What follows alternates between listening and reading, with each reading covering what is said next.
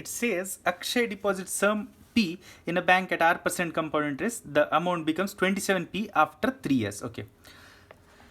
Start में P था, after 1 year कितना बना है पता नहीं, आफ्टर 2 ईयर्स कितना बना है ये भी पता नहीं, हाँ लेकिन आफ्टर 3 ईयर्स ये बनता है 27P। कंपाउंड इंटरेस्ट में हमेशा याद रखिए हर एक साल में सेम नंबर से हम मल्टीप्लाई करते हैं, तो यहाँ से यहाँ जिससे भी मल्टीप्लाई किया होगा, मान लो x से, तो यहाँ से यहाँ भी उसी नंबर से मल्टीप्लाई होगा, यहाँ से यहाँ भी उसी नंबर से मल्टीप्लाई होगा, मतलब टोटल मल्टीप्लाई जो होगा वो x into x into x x cube से होगा। सो ये वैल्यू p था तो ये वैल्यू होना चाहिए 27x क्यूब टाइम्स, सॉरी ये अगर p था तो ये वैल्यू होनी चाहिए px क्यूब, और ये दिया है 27p, मतलब x क्यूब इज 27 या x की वैल्यू है 3। मतलब हर एक साल के बाद हम क्या कर रहे हैं, तो हर एक साल के बाद हम 3 से मल्टीप्लाई कर रहे हैं। अब एक साल के बाद 3 से मल्टीप्लाई कर रहे होंगे तो रेट ऑफ इंटरेस्ट जो रहा होगा वो 200% का रहा होगा, क्योंकि ये p था, ये एक x से मल्टीप्लाई हो रहा है, x is 3 that means 3p हो रही है वैल्यू। मतलब हम बेसिकली आप देखोगे रेट पता करेंगे तो p रुपए पर 2p का इंटरेस्ट दे रहे हैं, तो ये रेट आ रहा है 200%। तो rate in this question R is 200%, तो साल का रेट 200% है। अब उन्होंने मुझे पूछा है instead if the bank had compounded half yearly what is the additional amount Akshay would have received in terms of p।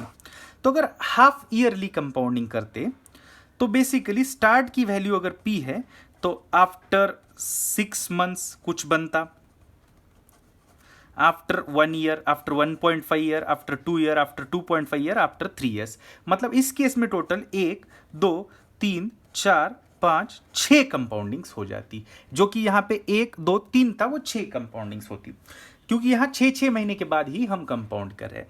लेकिन दोस्तों ये जो रेट 200% था वो बेसिकली 1 ईयर के लिए था, ये R% कंपाउंड इंटरेस्ट जो था वो 1 ईयर वाली स्कीम में था। तो एक साल का अगर 200% रेट रहा होगा तो 1 ईयर के लिए अगर 200% रेट रहा होगा तो 6 मंथ्स के लिए obviously 6 months is half year, so इसके लिए रेट रहा होगा 100%।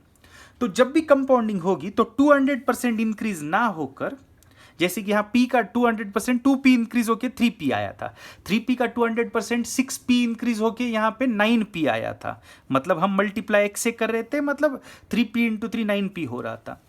तो यहाँ पे 200% इंक्रीज नहीं होगी, यहाँ 100% इंक्रीज होगी, मतलब जो p रुपए था वो 100% बढ़ेगा और एक कंपाउंडिंग के बाद होगा 2p, फिर से वो मतलब p बन गया 2p, मतलब बेसिकली वी मल्टीप्लाइड बाय 2।